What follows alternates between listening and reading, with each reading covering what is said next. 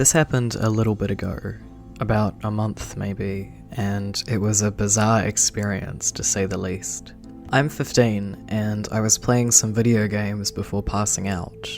It was about, say, 11 PM when I hear the doorbell ring.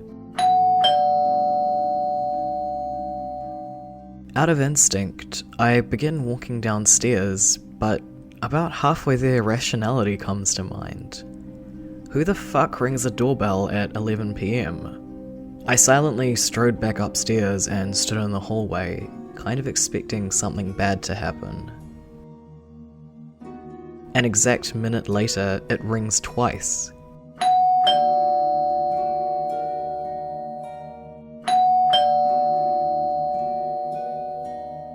My parents began to leave their room and gave me a quizzical look. All I had to respond with was a shrug. Then he starts banging on the door.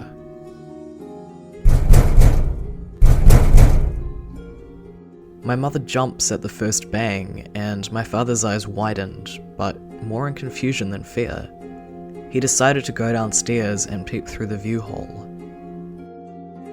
It was our neighbour. My dad hesitantly opened the door, and I could hear his voice tremble slightly. Hey, what do you need? Next thing I hear is an entire full-blown scream argument from our neighbour, claiming that this household was his and we stole it from him. My father's uneasiness was quickly replaced with anger, and he simply shut the door without giving our neighbour the time of day. My dad stepped on the first step going up the stairwell when our neighbour first hit the door.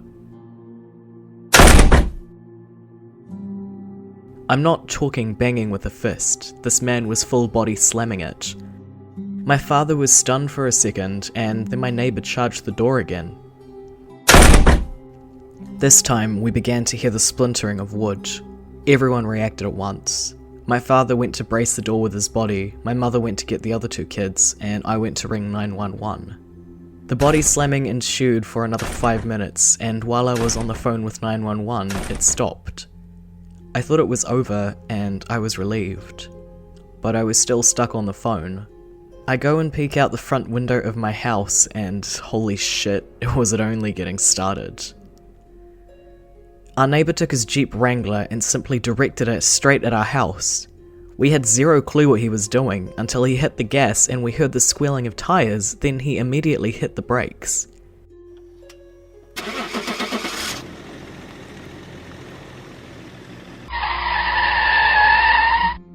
He was trying to scare us out of the house. I was still on the phone with 911, and I stepped away from the window to comfort my siblings, crack jokes and such. Eventually, the police arrived and arrested him. The next morning, I left for school, still shaken from the night before. I stepped onto our front steps and saw tire marks leading up to our front door. This lunatic actually nearly rammed our door down with his car. I really never want to see this cunt again, but he lives directly to my right. Fuck my life.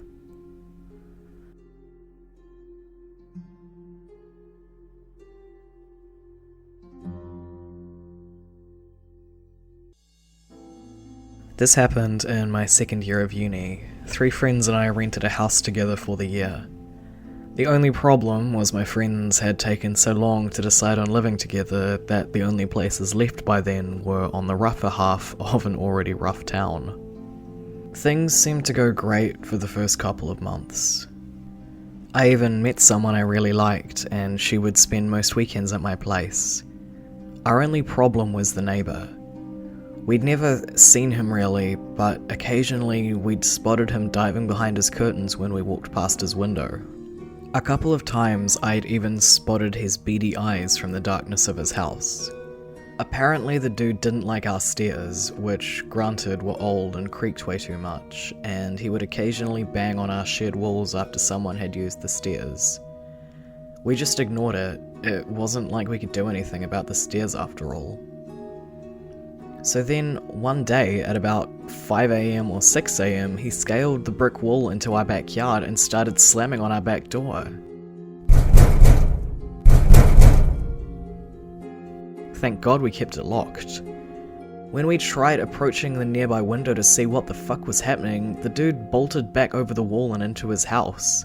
A minute or so later, he's at our front door bashing at it over and over. It sounded like he was trying to kick in the door. One of my housemates decides to try and reason with the guy through the safety of the letterbox, asking him why he's bashing on our house and if he'd please stop. I decided to fish the hammer out my toolbox in case the guy broke through the door so I could dome him. Anyway, the dude starts screaming about how we woke him up during the night, so now he was going to make us suffer. He said he was going to kill us as soon as he got through the door. Housemate number 2 decided that calling the cops was the most reasonable choice and did just that. The cops decided to send a couple of PCSOs, i.e. pretend cops, to deal with the situation. They did everything they could, however, everything consisted of them talking to us and then talking to him and asking him nicely to get along with us before leaving. After that, he upgraded his creepy watching us when we walked past his house routine so that it also involved incessantly chanting insults and threats at us as we walked by. What a nice man. There was another incident with the creepy guy bashing on our door and threatening us in the dead of night, and this was when my new girlfriend was there. We called the cops again, and the real ones actually showed up this time. However, they said there was nothing they could do since the dude never actually got in the house. We were dumbfounded. One of my housemates called their mum about it, and she blew her lid. She found the local PD's number and rang them up, giving them absolute hell. She threatened to drive down there herself to resolve the situation if need be.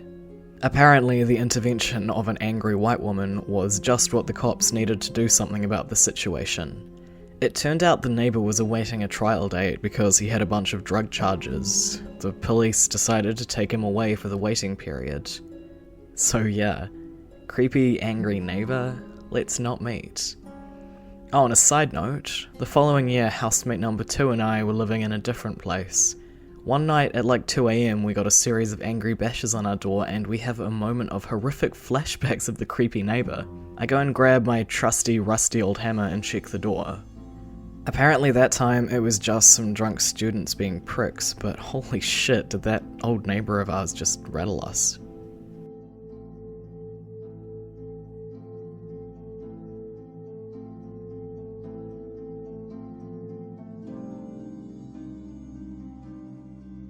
Everyone has that one set of neighbours that you love to hate.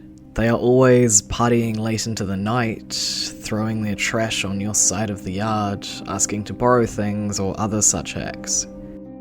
Not to gatekeep having bad neighbours, but I feel like the year of hell these neighbours caused my family was way worse than most normal awful neighbours. I'll let you decide. It's hard to condense so much into a few short paragraphs, and even still I feel this post will be kind of long. Setting-wise, a house across from ours was up for rent, and this would become the gateway to the hell that ensues. We knew the person who owned the house, so some of this will be stuff she told us afterward. The first signs of trouble started when they moved in, driving their moving truck onto the driveway and parking a nice Lexus on the lawn. For the kind of people that would come to live there, a Lexus was definitely suspect, but parking cars on the lawn became a daily habit that killed the lawn over time. Another red flag was the number of people that came and went as the weeks went by. No one knew the true amount of people that actually lived there, but the regulars were as follows. An overweight blonde, think people of Walmart but worse. A somewhat more put together looking brunette with glasses. She was a less frequent visitor, but we did see her more often for reasons I'll get to soon. A hideous rat-faced punk boy who couldn't be older than 18. A teenage twig girl who looked like she was a prostitute in her spare time. And 2 small toddlers, a boy and a girl. This new addition to the neighbourhood quickly claimed their spot as the loudest people in the neighbourhood. They had seemingly endless parties and arguments that would last for hours at a time. They had the foulest mouths you could ever imagine, and even the youngest child would be saying words no young person should ever be exposed to. Though the days were nice, we couldn't open our windows unless we wanted to hear the vulgar music that was blasting through the open garage door as one of the teens worked on a dented shell of a car every evening. A real selling point was that the small toddlers would be left outside in the front yard to fend for themselves for hours on end. These people were clearly living on welfare and other such government programs. The most annoying thing they did was, come the first full month they were there, was to ask for things. The brunette lady was more often than not the one that showed up at our door. Often she had a child on her hip or one in tow behind her. The requests weren't anything weird at first, like sugar, eggs, etc., and my mother was too nice to refuse them. Then the requests became more strange. They asked for diapers, an electric griddle to make grilled cheese with, they did return it surprisingly, and once they asked if they could charge their phone for a bit. I guess they were behind on their bills and the electric got shut off, something that would happen a lot more frequently in the future. The highlight of this story has yet to come, and all this will absolutely pale in comparison with what happened next. It was a hot summer day, one that makes you feel like you are moving in slow motion and can't think properly. I just happened to look outside, and to my horror I witnessed the young teen girl dragging a screaming toddler into the house after he had been running around by himself all day and shut the mesh screen door behind her. I could still make out the figure of the girl, who began to kick the little child and call him all sorts of obscenities. I quickly called my mother, who stormed outside telling her to stop or she would call the police. The girl called her a nosy bitch and shut the front door. Just as my mother finished calling Child Protective Services, the blonde lady, her gangly teen son, and the violent teenage girl were pounding at our door, thirsting for blood. My mother slowly drew up the blinds and eased the window open a crack, saying that she would not open the door. The woman then proceeded to yell at my mother for not staying out of other people's business and that she should just fuck off. This went on for almost a half hour before my mother had enough.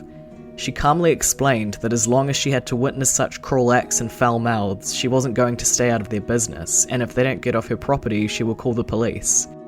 She shut the window and closed the blinds, despite all their curses. Not long after the police were called for similar reasons by our other neighbours, the family was finally given a warning and an eviction date.